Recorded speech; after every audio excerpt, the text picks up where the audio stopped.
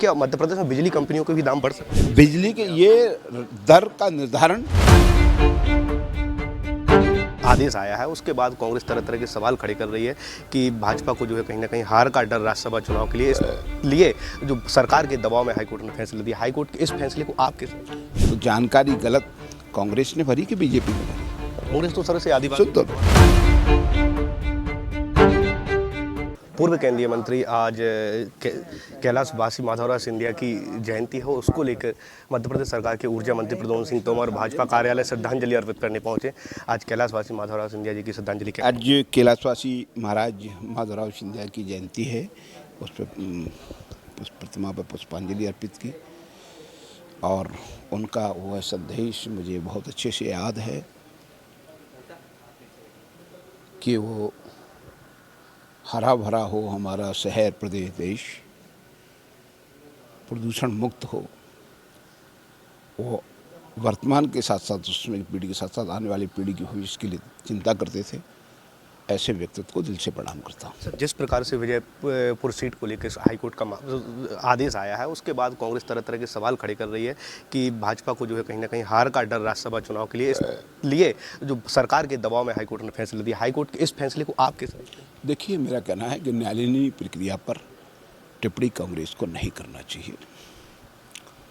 अब मुझे कांग्रेस से ये पूछना चाहता हूँ कि जो पहले से मापदंड निश्चित हैं, उनका कैंडिडेट पढ़ा लिखा, कांग्रेस लंबे समय से शासन में राज्य कर रही है, वहाँ वह कांग्रेस का प्रत्याशी जो जानकारी जानी है उसे छिपा रहा है पढ़ा लिखा होने के बाद। तो जानकारी गलत कांग्रेस ने भरी कि बीजेपी ने भरी? कांग्रेस तो सर से आदिवासी सुन तो लो। मेरा कहना है कि अपनी कमी को एक धर्म से, एक जात से जोड़ने की कोशिश कर रही है। आदिवासी जाति के लोग निश्चित रूप से सम्मानीय हैं, वो पढ़े लिखे हैं, वो बुद्धिजीवी हैं, उनका राष्ट्र के विकास के लिए, राष्ट्र की आज़ादी में बड़ा योगदान है। अपनी कमी को छिपाने के लिए जाति को आगे क्यों ला रहे हैं? ये जाति ने गलती भरी है। उनके ऊपर मुकदमे थे, आपराधिक प्रकरण दर्ज थे, तो उन्हें बताना था, किसको बताना? जाति को बताना था।